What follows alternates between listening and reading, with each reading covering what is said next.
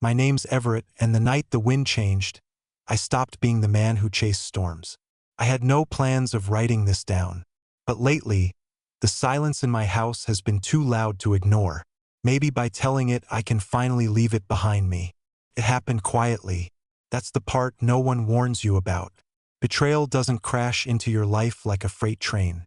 It sneaks in like a whisper, a draft through a cracked window you forgot to close. Lana, my wife, used to be sunlight.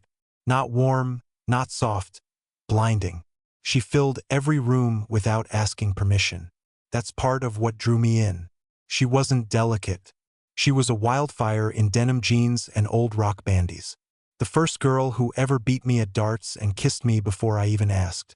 For years, we danced between chaos and comfort. I thought that was just who we were. But somewhere along the line, Lana stopped looking at me like I was part of the adventure and started looking past me like I was scenery. The night it all shifted, I stood in our kitchen holding a chipped mug she once said reminded her of home.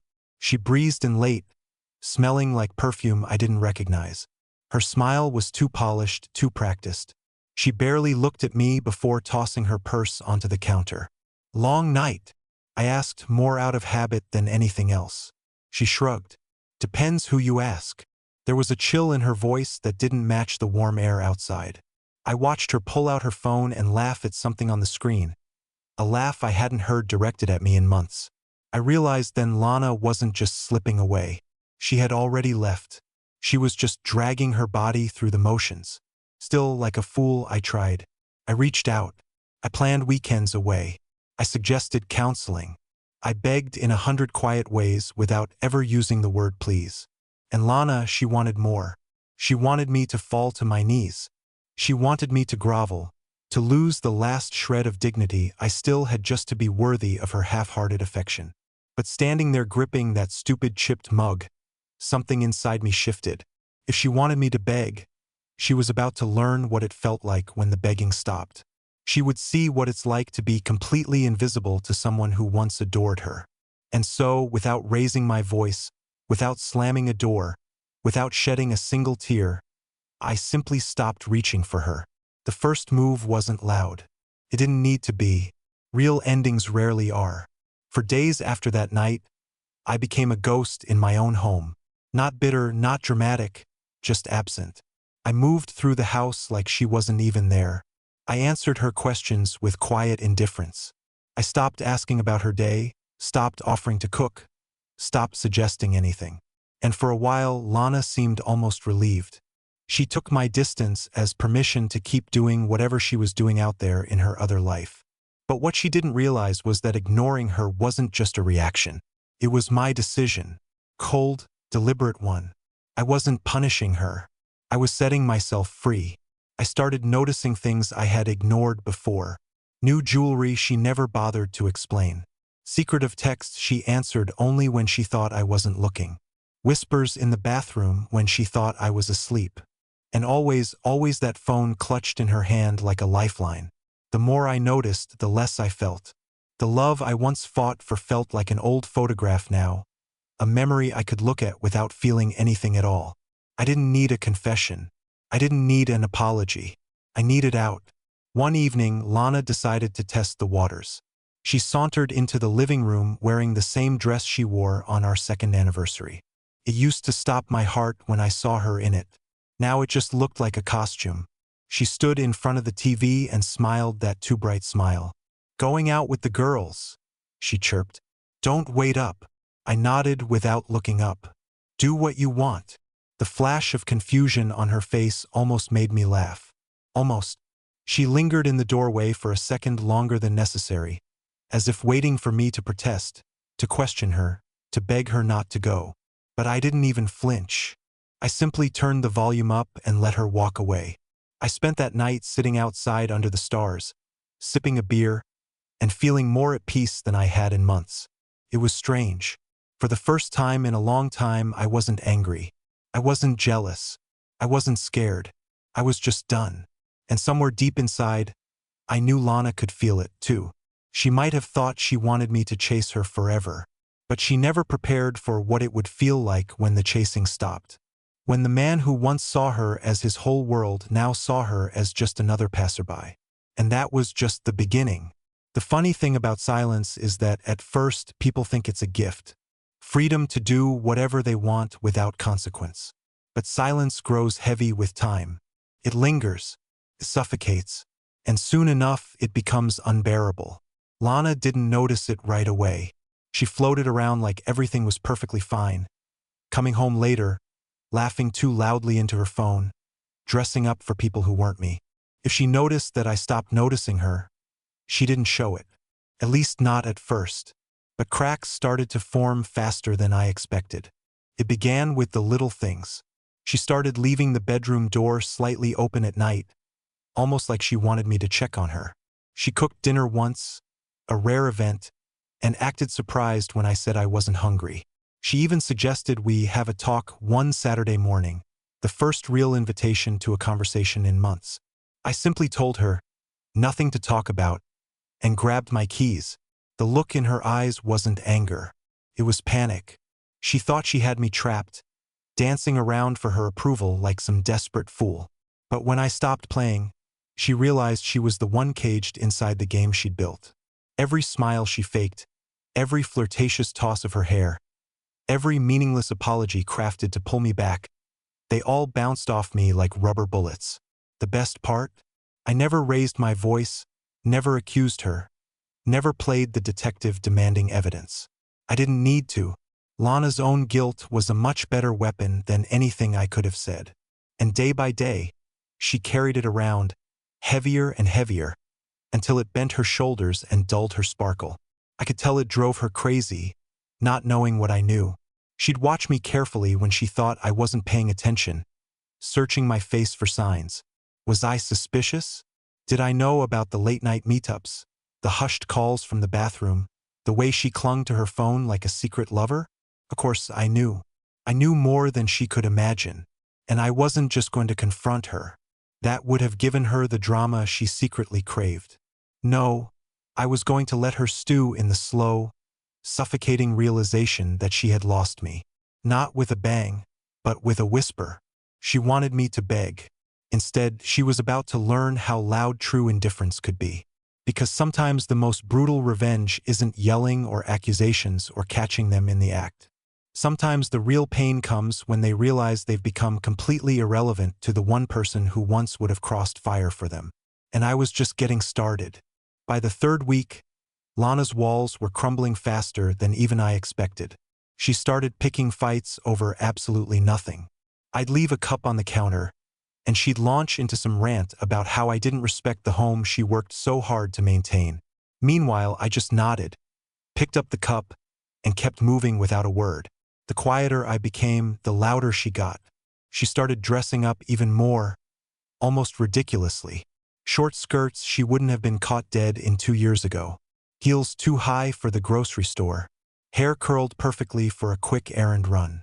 It would have been funny if it hadn't been so pathetic. And then came the accidental slips, the ones she probably thought would bait me into reacting. Once she left her phone on the coffee table while she showered, screen flashing with a text from Max. Last night was amazing. Can't wait to do it again. I saw it. I read it. And I did absolutely nothing.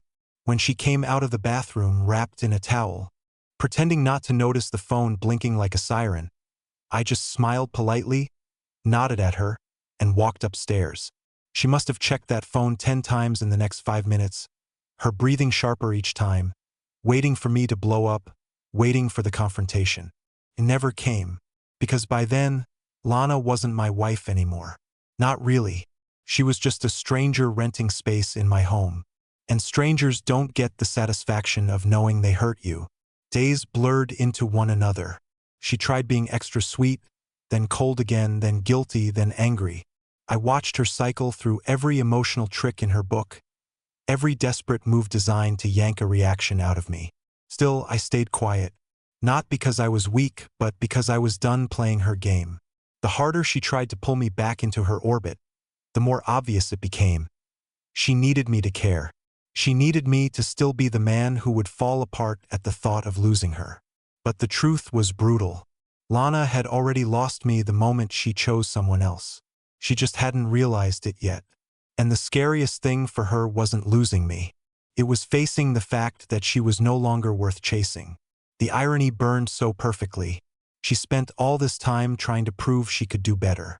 Now she was begging for crumbs of my attention and getting nothing but polite silence in return. And somehow, I knew the real collapse was still coming.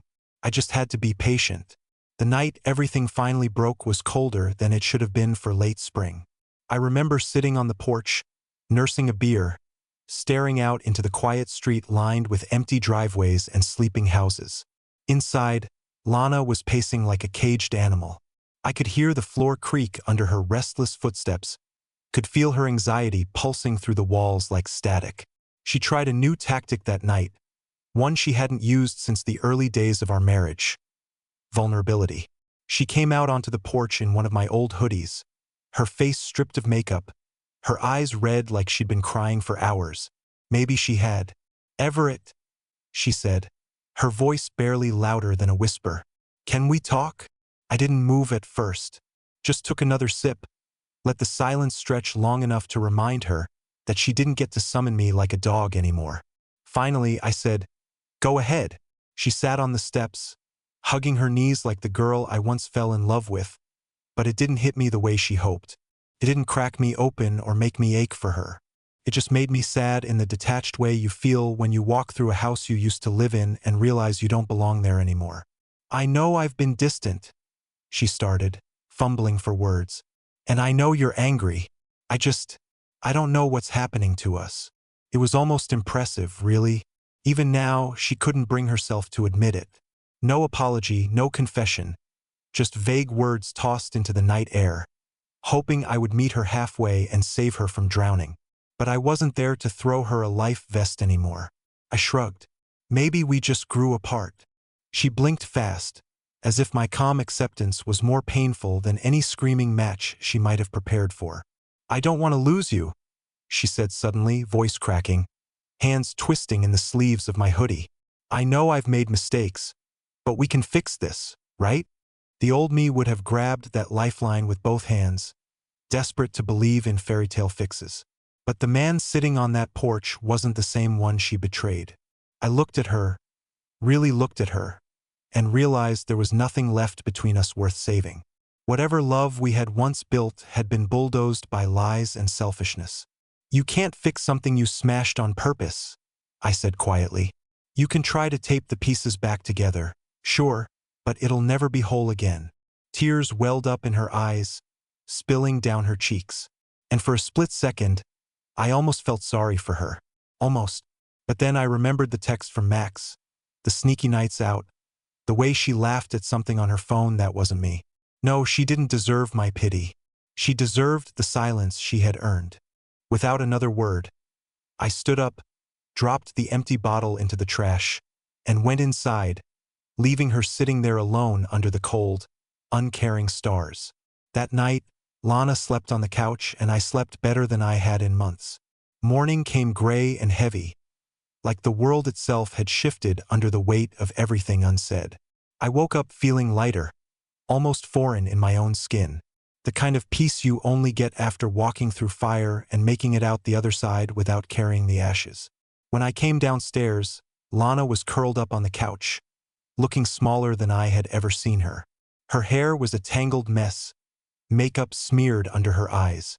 For the first time in a long time, she didn't look like the unreachable goddess she had pretended to be. She looked human, flawed, lost. She didn't say a word as I moved past her. No accusations, no pleas, just silence. The same silence she had taught me to live with. I poured myself a cup of coffee, sat at the table, and scrolled through my phone like it was just another day. I didn't ask if she was okay. I didn't ask where she had been the night before or who she had been texting at 2 a.m. Those questions were anchors, and I had already cut myself free. Eventually, she stumbled into the kitchen, still wearing my hoodie like some desperate shield. She fiddled with the hem, avoiding my eyes. I could feel her gathering the nerve for something, some final attempt to claw her way back into the version of my life where she mattered. "Maybe we could, you know?" She started, her voice cracking. Start over. I set my coffee down carefully, letting the weight of her words hang in the air. Start over? As if she hadn't burned the bridge and salted the earth beneath it. Start over with who, Lana? I asked, my voice even. The woman who laughed about me behind my back? The one who thought I was too stupid to notice? She flinched, and for once, she didn't try to deny it. She didn't even try to lie. She just stood there, silent, guilty, broken in a way no apology could fix. You made your choice, I said, standing up and grabbing my keys from the counter. Now you get to live with it. I left before she could respond, drove with no destination in mind, just the open road and a heavy kind of freedom pressing against my chest. I wasn't running. I wasn't hiding. I was reclaiming the parts of myself I had given away piece by piece, thinking love meant sacrifice without limits. By the time I pulled into the old hiking trail we used to visit in better days, the sun had broken through the clouds. It warmed my face as I stepped out of the car and breathed in the clean, sharp air. It hit me then. I wasn't angry anymore. I wasn't sad. I wasn't broken. I was just free. And back at the house, Lana was left with the only thing she truly feared, herself. Because at the end of it all, the worst punishment wasn't losing me. It was realizing she had destroyed the one person who had loved her without conditions. And there was no one left to blame but herself. The days that followed settled into a strange rhythm. Not normal, but eerily quiet, like the calm after a hurricane tears through a town, and all that's left are broken windows and empty streets. I didn't tell Lana to leave. I didn't scream at her to pack her things. I didn't need to. She was living in the ruins she had created. And every day that passed, the silence between us grew wider, colder, more permanent. She still tried, in her own clumsy, too-late way. She started making dinners again, setting the table like it was 5 years ago and we were still in love. She bought stupid little gifts, a new coffee mug, a hoodie from my favorite old band, and left them on the kitchen counter without a note. She even suggested we take a trip together, somewhere quiet, just us. Her voice cracked every time she tried to sound casual, but it was all dust in my hands. Too little, too late. I responded with the same polite distance I reserved for strangers at a gas station. A nod, a short answer, a look that said, I see you, but you don't matter anymore. And it was killing her. I could see it every time she flinched at my indifference. Every time her hand hovered near mine at the table only for me to casually move away. Every time I laughed at something on my phone and didn't bother to explain what it was. Every time I got home later than usual without offering an explanation. This was the part she never expected. The part where she became invisible to the man who once moved mountains just to make her smile. Late one night, I heard her crying in the bedroom. Loud, messy sobs that shook the walls. She wasn't trying to hide it anymore. Maybe she thought it would pull me back the way it used to. The broken girl routine that once made me wrap my arms around her and swear I'd fix whatever was wrong. But this time, I didn't move. I stayed downstairs, scrolling mindlessly through my phone, letting her grief echo unanswered. Because this wasn't about fixing things anymore. This was about accepting the truth that some betrayals don't leave scars. They amputate. And no amount of apology or desperation could sew back the parts she had willingly cut away. At some point, her crying stopped. I didn't hear her come downstairs. Didn't hear her move around. When I finally looked up, the house felt emptier than it ever had. She was still here physically, but in every way that mattered, Lana was already gone. And somehow I was completely fine with that. For the first time in what felt like years, I wasn't waiting for her to change. I wasn't hoping she would wake up one day and realize what she had thrown away. I had changed, and there was no going back. 2 weeks after that night of silence, I came home from work and found Lana standing in the kitchen with a suitcase by her side. She wasn't crying this time. She wasn't shouting, blaming, pleading. She just stood there with that old hoodie draped over her shoulders, staring at the floor like it might swallow her whole. I'm going to stay with my sister for a while, she said quietly, voice barely above a whisper. I nodded, setting my keys on the table. Okay. No dramatic goodbyes, no final argument, No desperate last attempt to glue together what we both knew was already dust. She hesitated by the door for a moment, maybe expecting me to ask her to stay, maybe hoping.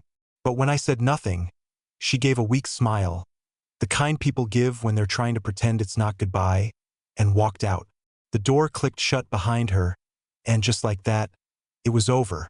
I stood there for a long time after she left, feeling the silence wrap around me like a warm, heavy blanket. No tension, no hidden knives, no waiting for the next betrayal. Just peace. Real peace. I spent the next few weeks rebuilding my life, not out of revenge or bitterness, but out of genuine hope. I started running again, something I hadn't done in years. I reconnected with old friends who used to complain I disappeared after getting married. I started hiking on weekends, sometimes alone, sometimes with people who valued laughter more than lies. Slowly, the house began to feel different. Lighter, warmer, not haunted by what I had lost, but filled with the possibilities of what could come next. One Saturday afternoon, while wandering through the farmer's market downtown, I literally bumped into someone, a woman around my age, carrying way too many bags and laughing at herself. "Sorry," she said, grinning, juggling a basket of apples. I laughed too, really laughed, for the first time in a long time. We got coffee. We talked about everything and nothing. Her name was June. She wasn't flashy or cold or playing games.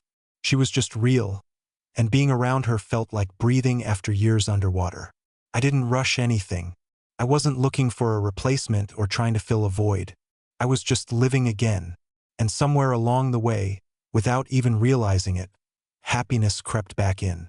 Not the fireworks and grand declarations kind. The quiet kind, the solid kind, the kind that feels like coming home to yourself. Looking back now, I don't hate Lana. I don't wish her misery. I just hope that someday she finds whatever it was she was looking for, without tearing someone else apart to get it. As for me, I'm good. Better than good. Because in losing her, I found the one thing I didn't even know I had lost: myself.